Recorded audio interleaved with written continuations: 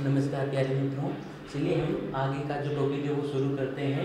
Rule number 10, यदि वाक्य में जो आपको सेंटेंस दिया गया है उस सेंटेंस में बाई प्लस टाइम हो तो, जो आपको सेंटेंस दिया गया है उस सेंटेंस में बाई प्लस उसके साथ में कोई टाइम समय दिया गया है, तो आपको उस सेंटेंस में जो रिक्त स्थान होगा उसमें विल या सेल उसके साथ में हैव प्लस वर्ब की थर्ड फॉर्म, मतलब आपको लिखना है फ्यूचर परफेक्ट।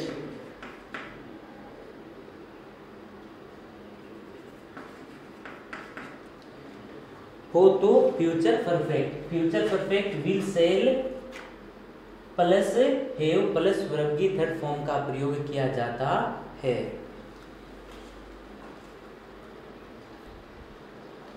चलिए पहला example, by the end of next week Renuka need 3 sweaters. जो आपको सेंटेंस दिया गया है उस सेंटेंस में आपको देखना है कि कहीं पर बाय प्लस टाइम है या नहीं। तो देखिए जो आपको सेंटेंस दिया गया है उसके आरंभ में बाय और उसके साथ में टाइम दिया गया है next week, by plus time है, तब आपको जो रिक्त स्थान दिया गया उसमें विल सेल के साथ में हैव प्लस वर्ब की थर्ड फॉर्म का प्रयोग करना है। विल और सेल, आई और वी के साथ में सेल और अन्यों के साथ में विल का प्रयोग किया जाता है। तो रेणुका अदर है, इसके लिए हम विल और साथ में हैव और जो आपको कोष्टक में वर्ब दी गई है उस वर्ब की हमें थर्ड फॉर्म को लिखना है। यहाँ पर नीट है लेकिन इस नीट की ये सेकेंड, फर्स्ट और थर्ड फॉर्म है। तो ये हमारा हो गया पहला एग्जाम्पल रूल नंबर 10 का।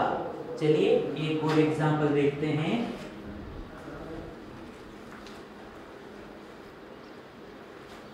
चलिए दूसरा example, I return home by next month. इस सेंटेंस में भी बाय और बाय के साथ में टाइम समय आया हुआ है नेक्स्ट मंथ, तो हम रिक्त स्थान में फ्यूचर परफेक्ट टेंस को लिखेंगे।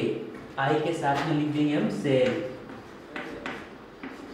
हैव और जो वर्ब दी गई है उसकी हम बनाएंगे थर्ड फॉर्म। तो ये हो गया हमारा इसका दूसरा एग्जाम्पल। एक बार वापस देखिए, जो भी आपको सेंटेंस दिया गया है उस सेंटेंस में बाय प्लस टाइम होना चाहिए।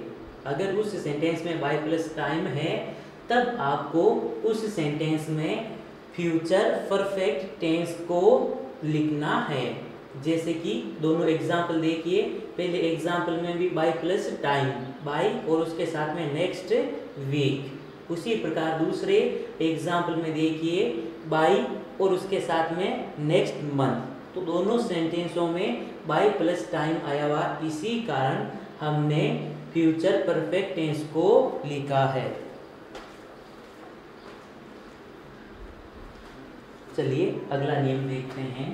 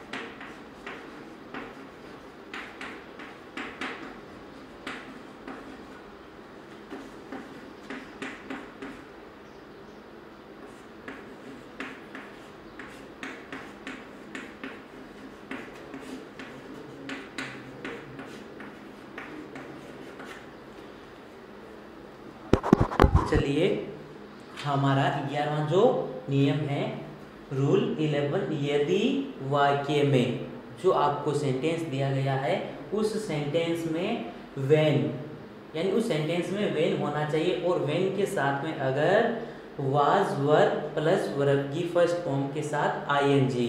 वाज वर पास्ट कंटिन्यूस, मतलब यदि वेन है और वेन के साथ में पास्ट कंटिन्यूस टेंस दिया हुआ है तो आपको रिक्त स्थान में पास्ट सिंपल मतलब वर्ब की सेकंड फॉर्म या फिर वाक्य नेगेटिव होने के कारण हम डिड के साथ में वर्ब की फर्स्ट फॉर्म का प्रयोग करेंगे। इसके देख लेते हैं एग्जाम्पल।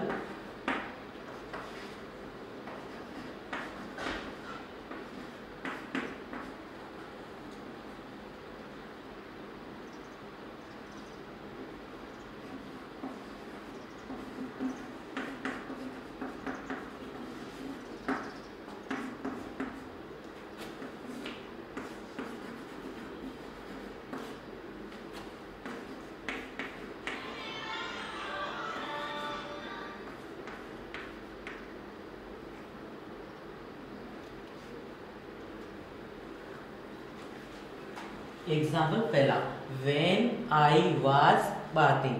देखिए वाक्य में when आया हुआ है और उसके साथ में was का भी प्रयोग हुआ है और उसके साथ में जो वर्ब दी गई है उसमें ing लगा हुआ है। मतलब वाक्य में when है, when के साथ में was का प्रयोग हुआ है और वर्ब में ing भी लगा हुआ है, यानी ये नियम हमारा लागू हो रहा है।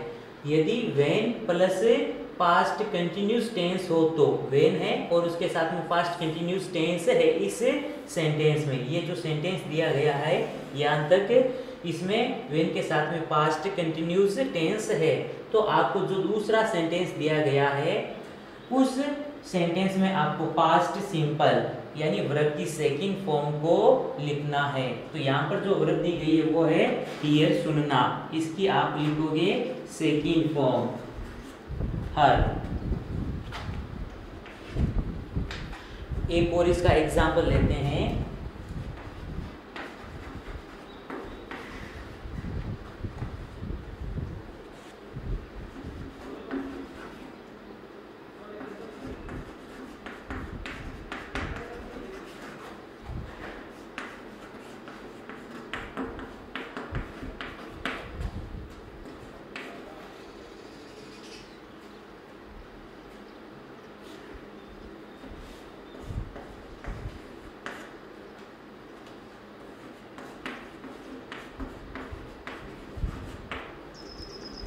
चलिए second example, when she was watching television। when आया हुआ है और when के साथ में पास्ट कंटिन्यूस टेंस आया हुआ है was watching। तो चलिए when के साथ में पास्ट कंटिन्यूस टेंस है तो आपको रिक्त स्थान में पास्ट सिंपल मतलब वर्ब की सेकंड फॉर्म को लिखना है। तो आगे जो हमें रिक्त स्थान दिया गया है उसमें जो वर्ब यहाँ पर सी जो दी गई है उसकी हम सेकंड फॉर्म को लिखेंगे। तो सी की सेकंड फॉर्म सा।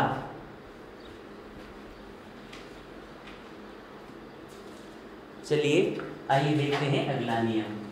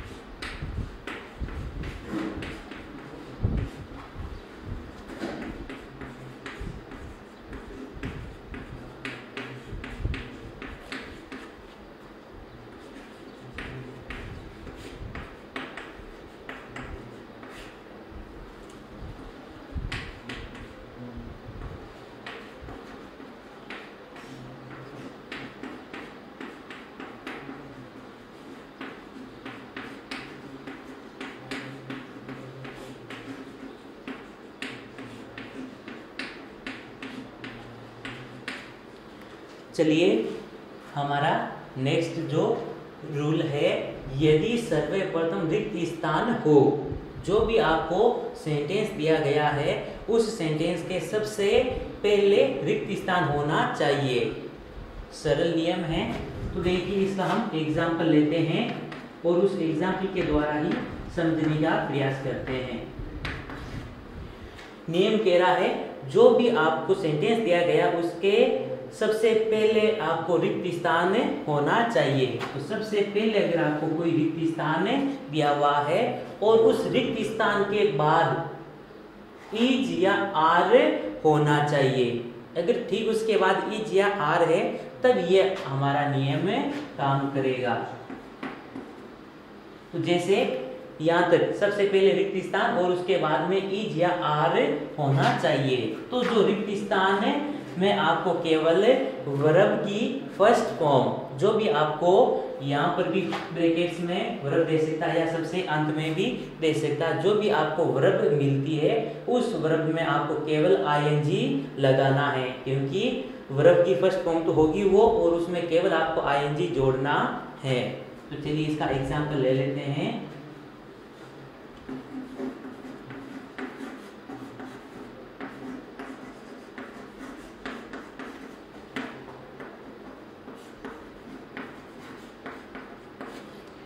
जैसे कि ये सेंटेंस देखिए, सबसे पहले रिक्त स्थान आया हुआ है और उसके ठीक बाद इज आया हुआ है और यहाँ पर अंत में आपको वर्ब दी गई है।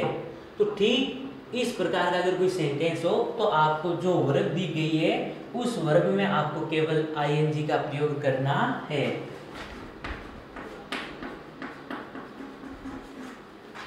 Walking is good for health, ये हमारा सेंटेंस कंप्लीट हो गया।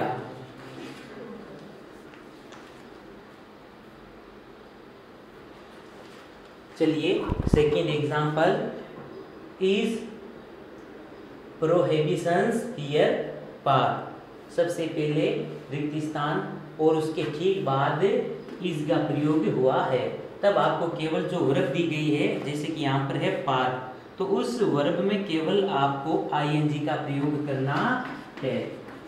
पार्क से हो जाएगा पार्किंग।